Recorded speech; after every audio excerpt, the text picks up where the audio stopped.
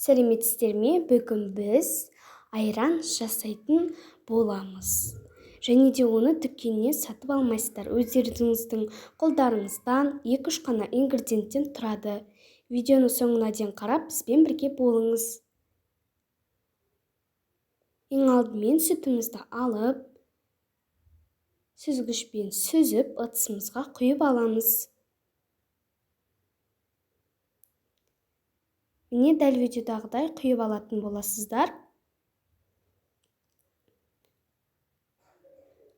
Одан соң газымызге пісіреміз. Өзі осылай көтеріліп бастайды.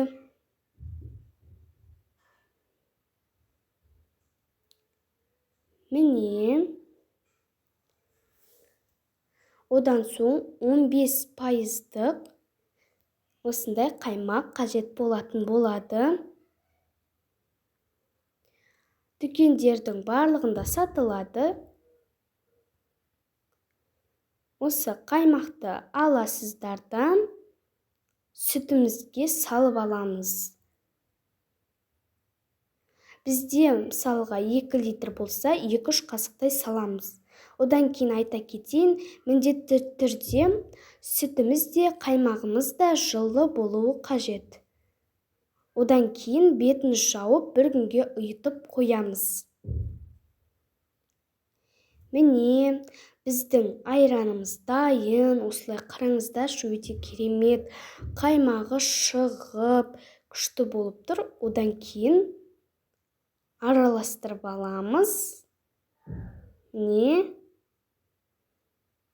Осылай жақсылап араластыратын боламыз.